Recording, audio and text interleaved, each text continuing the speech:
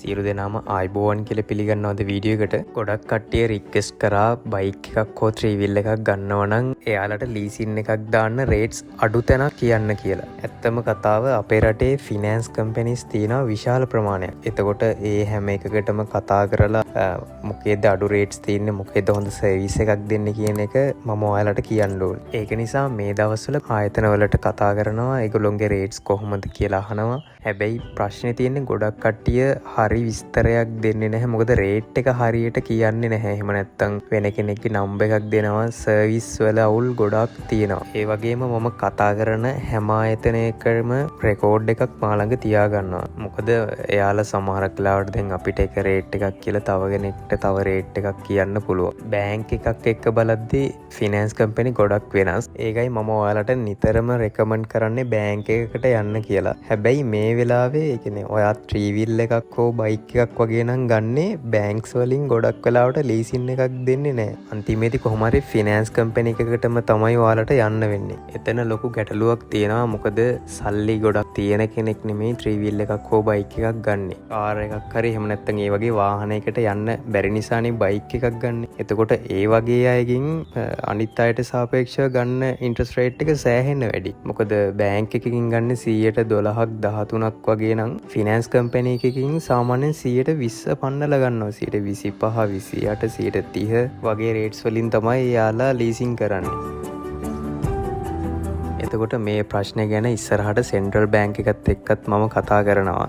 ඒක නිසා channel එක අනිවාර්යෙන් subscribe කරලා තියාගන්න. ඔයාලට updates ගන්න පුළුවන් මේ channel එකෙන්. මම අද කතා කරන්නේ ඒ වගේ එක ආයතනයක් ගැන විතරයි. මම කලින් videos වලත් කියලා තියෙනවා. ඔයාලත් දන්න තැනක් තියෙනවා නම් ඔයාලට හොඳ service එකක් හම්බෙලා හොඳ rate එකක් හම්බෙලා තියෙන තැන තියෙනවා නම් අනිවාර්යෙන් මේකට comment එකක් දාන්න අමතක කරන්න එපා. මේ වගේ videos හොඳයි කියලා හිතෙනවා නම් වටිනවා කියලා හිතෙනවා නම් අනිවාර්යෙන් like එකක් දාන්න. right අපි අද කතා කරන්නේ ඇසට් ලයින් ආයතනයේ ලීසින් එක සම්බන්ධව. එතකොට යාලගේ රේට්ස් කොහොමද ඔයාලට ඉන්ස්ටෝල්මන්ට් එක එන්නේ මාසෙකට, ඒ විස්තර ටික තමයි අද වීඩියෝ එකෙන් අපි කතා කරන්නේ. මම මුලින්ම එයාලත් එක්ක කතා කරාමත් කෝල් එක ආන්සර් කරලා ඊට පස්සේ මට නම්බර් එකක් තමයි දුන්නේ. ඊට පස්සේ එයාලා දීපු නම්බර් එකට මම ගත්තේ නම්බර් එක ආන්සර් කරේ නෑ.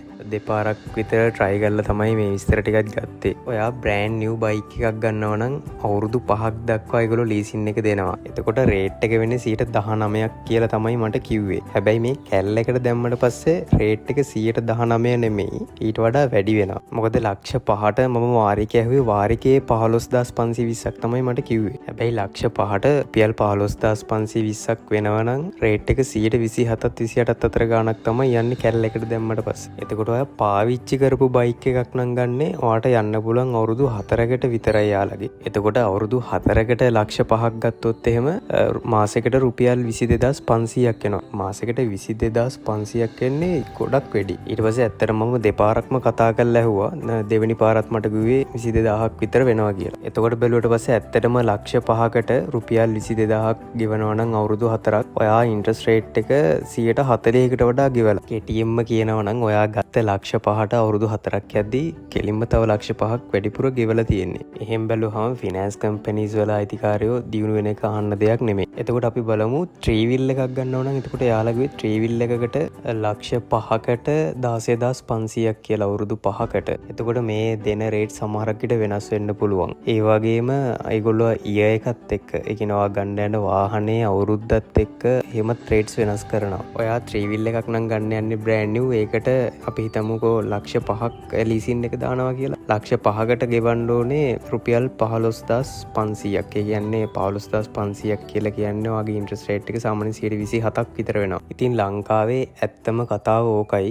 ඔයාලට මොන හරි ප්‍රශ්න තියෙනවා නම් මේ ගැන අහන්න අපේ WhatsApp group එකකුත් තියෙනවා. ඒකට join වෙන්න පුළුවන්. එහෙම නැත්නම් comment එකක් දාන්න ඒත් මම reply කරනවා. ඉස්සරහට ඔයාලට තව rates ගැන update වගේම මේ අඩුම rates තියෙන්නේ කොහෙද කියන එකත් මම වීඩියෝ එකක් ළඟදීම ගේන එක නිසා channel එක subscribe කරලා තියාගන්න. thank you හැමෝටම.